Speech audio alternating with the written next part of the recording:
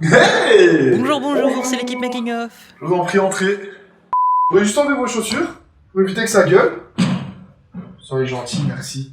Maintenant que vous êtes là, on va passer aux choses sérieuses, on va monter dans mon bureau, dans ma chambre, c'est parti!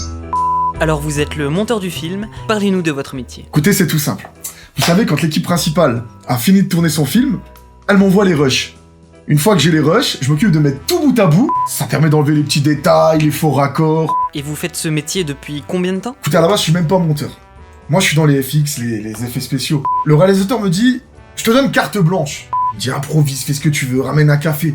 Comme je vous dis, moi, je suis dans les effets spéciaux à la base. Ça marche pas top pour moi en ce moment. Du coup, j'ai carte blanche, je vais... partout, quoi. Alors là, je peux vous montrer le montage complet d'une séquence. Donc, je vais ouvrir le logiciel. Voilà. 2 secondes. Faut juste que je débranche Internet parce que donc j'ai pas les moyens. Donc, c'est une version craquée. Voilà. On a tous nos rushs, on a tous nos sons. Oui, pas! Ça nous aider pour les courses! Je suis en pleine interview! Je compte jusqu'à 3! 2 minutes. Excusez-moi. Excusez-moi. Je suis un peu gêné. Alors, on en était où? Alors pour le montage, c'est tout simple. C'est comme un gros Lego. On a tous nos rushs, tous nos sons. Ensuite, on replace tout l'un après l'autre. Ça donne un gros fourbi comme ici. Quand c'est fini, on exporte pour avoir moins de fichiers. Puis on les retravaille avec les détails pour donner un truc un peu plus visible. Ça, c'est un extrait de la bande-annonce que j'ai monté avec les rushs originales. Qu'est-ce que ça veut dire? Donc, alors moi, ce que j'ai fait, j'ai découpé chaque membre du personnage. Voilà, donc les parties du décor. C'est ce qu'on appelle un rotoscoping. C'est du image par image, pixel par pixel. Il faut savoir que c'est un processus extrêmement long. Mais ça m'a permis de passer de 7 images à 7 images. Qu'est-ce que ça veut dire? Qu'est-ce que ça veut dire? Et une fois que toute la partie photographie, montage du film est terminée, on peut passer au mixage, au bruitage. Là, c'est globalement le même procédé, hein. Je travaille sur chaque son du film, puisque les rushs sont trop forts, ou bien trop faibles, donc je découpe 25 fois par seconde chaque son, je le retravaille pour rendre bien plus harmonieux. Écoutez, ça, c'est un son de base. Rejoins-moi là-bas, je crois qu'il y a un indice dans la cave. On était sur quoi? Ça, c'est le son mixé. Rejoins-moi là-bas. Je crois qu'il y a un indice dans la cave. Un indice sur quoi? Ah, autant vous dire que ça a été un très long travail, hein, je tiens quand même à le préciser.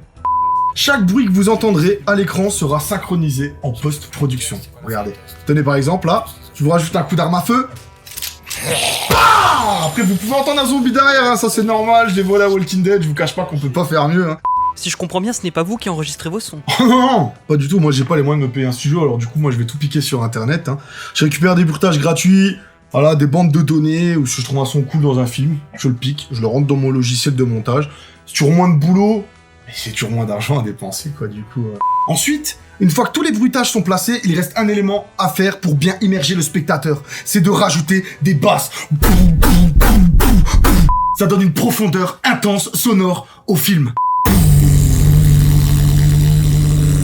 Moi, j'ai développé ma petite technique personnelle qui consiste à en mettre partout. Exemple, un coup de feu, bah, un requin, bah, une explosion, bah, bah. Hey, ça va, hein? Maintenant qu'on a ajouté des bonnes basses, la nappe de notre séquence sonore est totalement complète. Il reste plus que la bande originale à ajouter. Voilà. J'imagine que vous parlez de musique. C'est vous-même qui les enregistrez? Non. Non. Même principe que les bruitages, hein. Je tape musique gratuite libre de droit sur Google, puis je regarde ce qui vient. Ah, évidemment, je la cite pas au générique, hein. Je vous cache pas que sinon je serais pas crédité en tant que compositeur original. Je sais que c'est pas L'Oréal, hein. Mais bon, comme je vous dis, j'ai pas les moyens, donc... Mais bon, tout ça pour dire que voilà, cette séquence est totalement terminée. Nous avons le résultat de vos analyses. Le taux de THC dépasse les 300. Chez une personne normale, ça ne dépasse pas les 40. Qu'est-ce que ça veut dire? C'est un travail de titan que vous nous avez rendu là. Vous avez retravaillé tout le montage en combien de temps? Écoutez, on m'a donné 3 semaines, donc autant vous dire que ça fait 3 semaines que j'ai pas dormi, que je suis pas sorti, que j'ai ni vu ni parlé à qui que ce soit. Après, je conçois que ça soit un métier ingrat, surtout que j'ai pas été payé pour ça, hein, mais... Les gens ne comprennent pas que c'est pas parce qu'on a une passion qu'on ne devrait pas être payé. Les gens veulent payer uniquement s'ils savent qu'il y a qualité derrière. Après, pour avoir quelque chose à leur montrer, pour l'instant, je suis obligé de travailler bénévolement.